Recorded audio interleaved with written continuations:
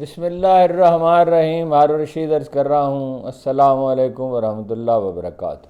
3 موضوعات ہیں. ایک وزیر اعظم کا دورہ امریکہ کا، دراصل تو جنرل اسمبلی کے لیے ہے، اور کیا نتیجہ وہاں نکلا آئی ایم ایف سے جو ان کی بات چیت ہوئی، اور دوسرے موضوعات پر.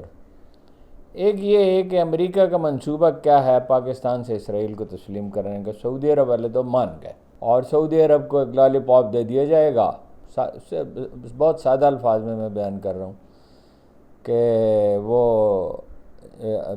مزاحمت ایک دفعہ حماس کی ختم ہو جائے، عرب افواج جائیں گی وہاں، مصر کی اور قطر کی اور سعودی عرب کی، اور ایک لالی پاپ دے دیا جائے گا، ان کو چکمہ دے دیا جائے گا کہ بھئی عرب ریاست بنا دیں گے، اور فلسطینین اتھارٹی جو ہے اس میں انوالو ہوگی اور عرب ممالک انوالو ہوں گے.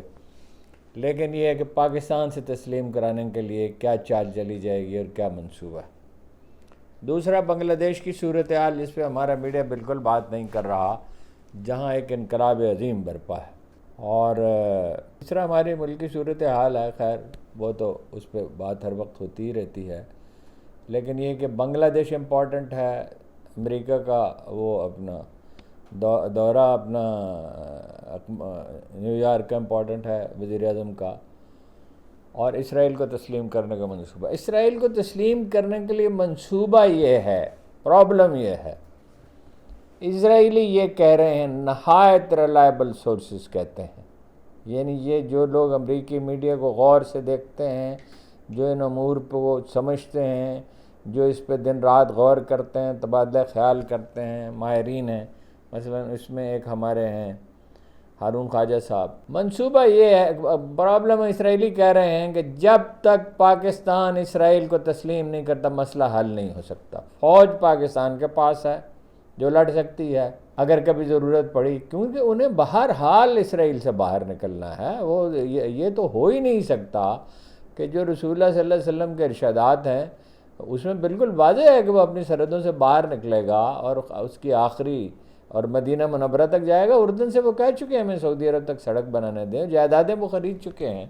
امریکی شہری جو ہے وہ جائیداد خریدتا ہے تو وہ ضروری ہے اس میں کوئی اس کا مذہب کا خانہ ہو، لیکن ہماری اپنی انٹیلیجنس ایجنسیوں کے اطلاعات یہ ہیں کہ امریکی یہودی وہاں جائیداد خرید چکے ہیں، اور غیر مسلموں کو حجاز میں داخل ہونے کی اجازت دے دی گئی ہے. اور جو جدھر رسول اللہ نے پیشین گوئیاں کی تھی کہ جب تک بت پوجے نہیں جائیں گے عرب میں، اور پہلا مندر جو ہے وہ بن گیا ہے متحدہ عرب امارات میں، اور سب خرافات سعودی عرب میں شروع ہو گئی ہے. پاکستان کو پیشکش کی جا سکتی ہے قرضے معاف کرنے کی. پاکستان کو پیشکش کی جا سکتی ہے، اور قرضے ویسے امریکہ کے اور اس کے آئی ایم ایف کے اور ایشین ڈیولپمنٹ بینک کے اور ورلڈ بینک کے اتنے زیادہ نہیں ہیں. چینی قرضہ بہت زیادہ ہے، اور بہرحال وہ فائنلی تو ہمیں بہرحال اس کے ساتھ ہی جانا ہے. اور وہ ایٹمی پروگرام جو ہے وہ کوشش کی جائے گی. میری ذاتی رائے اس معاملے میں یہ میں نے بہت غور کیا ہے کہ پاکستان یہ کر نہیں سکتا، اس لیے کہ جو حکومت یہ کرے گی اس کے لیے اپنا وجود برقرار رکھنا مشکل ہوگا، اور قدرت اپنے فیصلے کرتی ہے. جیسے قرآن مجید کہتا ہے کہ اس کے لشکر کو اللہ کے سوا کوئی نہیں جانتا اس کے لشکر کو. یہ جو عمران خان جیسے کریکٹر پیدا ہو گئے ہیں، عمران خان نے جان ہتھیلی پہ رکھ لی. میں آپ کو پوری سنجیدگی سے بتا رہا ہوں کہ جو میری معلومات ہیں، جتنا میں اس کے مزاج کو سمجھتا ہوں، وہ جان دینے کے لیے تیار ہے، اور وہ نہیں مانے گا. وہ کہہ چکا ہے وہ فتح سے کم کسی چیز پہ راضی ہونے والا آدمی نہیں ہے. ونس ہی میکس اے ڈیسیژن کہ ورلڈ کپ جیتنا ہے، نمل کالج بنانا ہے، شوکت خانم بنانا ہے، اس کی پشاور میں برانچ بنانی ہے، کراچی میں بنانی ہے، الیکشن لڑنا ہے، جیتنا ہے اور مقابلہ کرنا ہے، تو وہ تو حفیظ اللہ تک مانتے ہیں کہ خوف اس کی کھال میں داخل نہیں ہوتا. خامیاں اس میں بہت ساری ہیں اور وہ کوئی چھپی ہوئی نہیں ہے. لیکن پاکستانی رائے عامہ سب سے بڑی اس کی محافظ ہے. محافظ اللہ تعالیٰ ہے، کوئی بھی محافظ نہیں سوائے اللہ کے.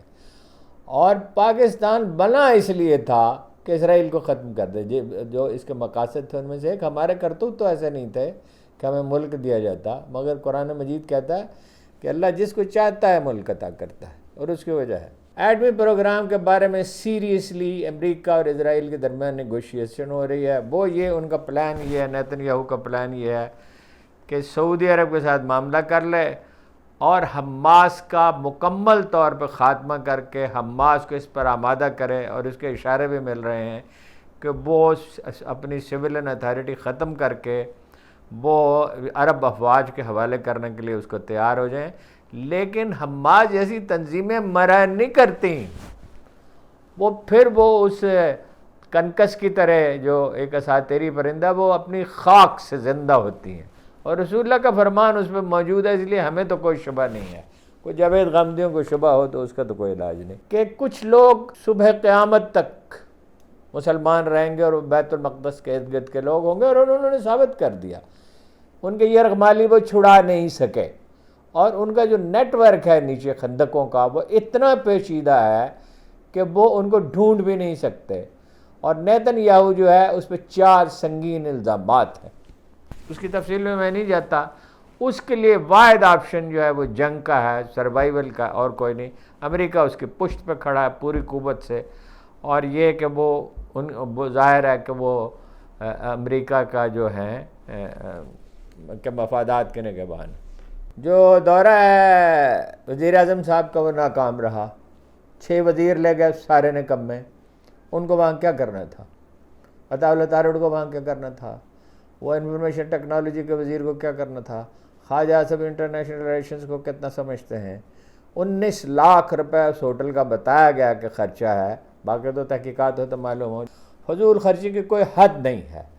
پاکستان کو دھکیل رہے ہیں تباہی کے گڑھے کی طرف۔ اور وہاں دیکھیے ڈاکٹر یونس کے اعزاز میں صدر کلنٹن نے ایک تقریب کا اہتمام کیا، وہ اپنے ساتھ طالب علموں کو لے کے گئے، انہوں نے طالب علموں کا تعارف کرایا اور کہا یہ وہ لوگ ہیں جنہوں نے انقلاب پیدا کی، اور بہت ویلکم کیا گیا۔ اور یہ کہا اس نے کلنٹن نے کہ یہ میرے ذاتی دوست ہیں، اور اس وقت سے جب سے نوبل پرائز ملا تھا، ایک نوبل پرائز لینے والا آدمی جو ہے ظاہر ہے اس کے دنیا میں امریکی صدر سے تعلقات ہونے کو تعجب کی بات نہیں، اور انہوں نے کہا ان کی مدد کریں۔ امریکی صدر سے ملنا چاہتے تھے، ان کو ابھی تک جواب ہی نہیں ملا جو بائیڈن کا، اور جو بائیڈن پاکستان کے خلاف۔ البتہ یہ کہا جا رہا ہے کہ ڈونلڈ ٹرمپ اگر جیت گیا تو وہ جنگ بندی پہ اصرار کرے گا، اور اس کی پوزیشن پچھلے 3-4 دن میں 5 دن میں بہت بہتر ہو گئی ہے، اس کے جیتنے کے امکانات بڑھ گئے ہیں، جو فیصلہ کن ریاستیں ہیں وہاں اسے برتری حاصل ہو۔ بنگلہ دیش میں عجیب معاملہ ہو گیا۔ بنگلہ دیش میں عوامی لیگ چاہتی ہے الیکشن کہ وہ سروائیو کر سکے، جیت وہ نہیں سکے گی لیکن اس کو کافی سیٹیں اب بھی مل سکتی ہیں۔ ہندو ووٹ تو اسی کا ہے اور باقی بھی ووٹ اس کے ہیں، اور بے شمار لوگوں کو اس نے اوبلائز کیا ہے، وہی نواز شریف والی مافیا، اپنا زرداری والی، اور بھارت کی مدد اور فائنانسز کا تو پرابلم ہی نہیں ہوگا، بھارت کو $10 بلین خرچ کرنے پڑے تو کر دے گا۔ مگر خالدہ ضیاء چاہتی ہیں، انہیں اقتدار نظر آ رہا ہے، جماعت اسلامی نہیں چاہتی جس کے 16% ووٹ ہے، فوج نہیں چاہتی، اور ڈاکٹر یونس نہیں چاہتے۔ وہ کہتے ہیں اصلاحات کریں گے، اور اصلاحات کے بعد جو ہے وہ پھر الیکشن کرائے جائیں گے تاکہ وہ مافیا کا زور توڑ دیا جائے اور بھارت کا انفلوئنس کم کر دیا جائے۔ چینی اس میں ڈیفینیٹلی انیشیٹو لیں گے، میرے پاس تفصیل نہیں ہے، لیکن دلچسپ واقعہ یہ ہوا ہے سکم، بھوٹان، نیپال، سری لنکا، بنگلہ دیش، پاکستان، چین، 7 مالدیپ، 7-8 ممالک جو بھارت کے ارد گرد ہیں، سبھی سے تعلقات کشیدہ ہو گئے۔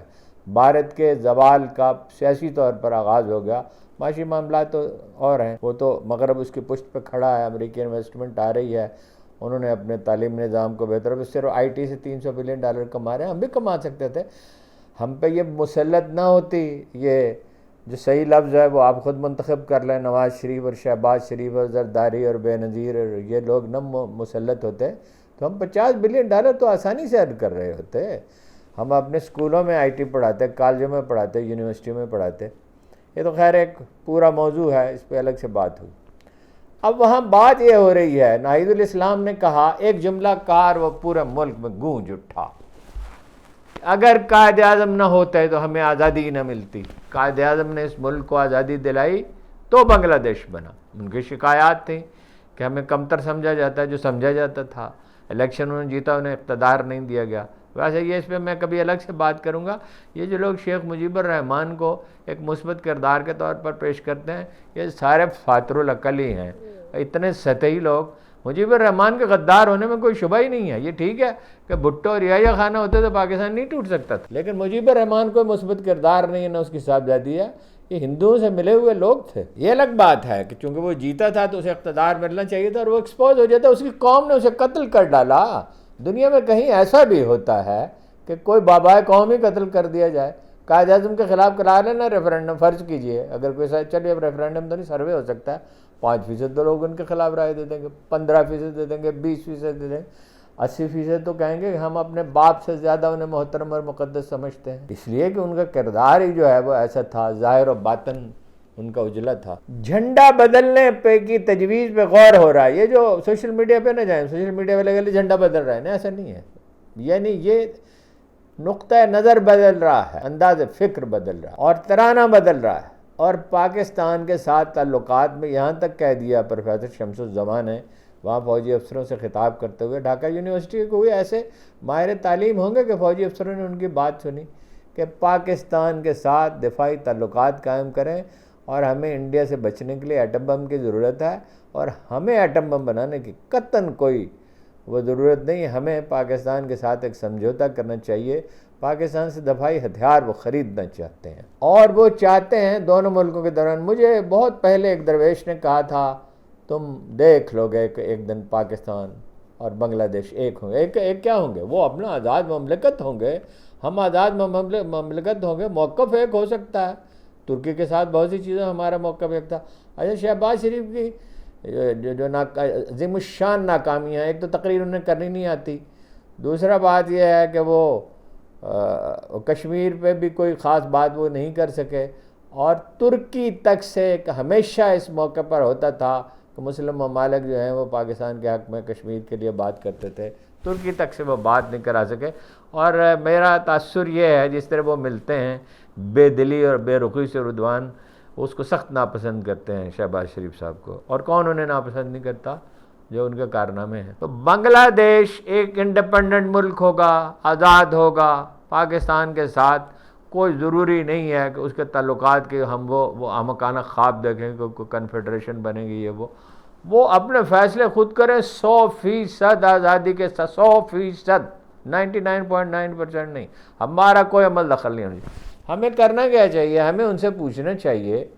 ایک تو یہ ہے کہ اگرچہ وہ جنرل مشرف نے یہ بات کہی تھی, لیکن پاکستانی لیڈر کو ایک دن وہاں جانا چاہیے, اور وہ لیڈر عمران خان کے سوا کوئی نہیں ہو سکتا, اور وہ ڈھاکہ میں کھڑے ہو کے اعلان کرے کہ ہم نے جو غلطیاں کی تھیں ہم اپنی غلطیاں تسلیم کرتے ہیں, اور ماضی کو بھول جانا چاہیے. ماضی کو بدلا نہیں جا سکتا, تاریخ سے لڑا نہیں جا سکتا, اور جو خدمت درکار ہے, ہم آپ سے کچھ مانگتے ہی نہیں, ہم آپ سے کوئی صلہ نہیں مانگتے, مگر ہم جو کچھ کر سکتے ہیں, مثلا ٹیکسٹائل جو ہے ہماری اسرائیل تک میں پاپولر ہے, ٹیکسٹائل میں ہم آپ کو سکھا سکتے ہیں, اور کسی فیلڈ میں, ایگریکلچر میں, کسی بھی بہت سی چیزوں میں ہم بنگلہ دیش سے سیکھ سکتے ہیں, اور ہم جو مدد آپ کی کر سکتے ہیں کرنے کے لیے تیار ہیں.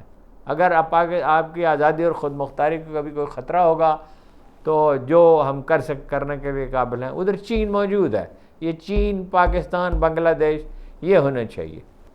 یہ ہے کہ بہت پاکستان کے حق میں جذبات ہیں, اور الیکشن کچھ عرصے کے بعد ہوں گے.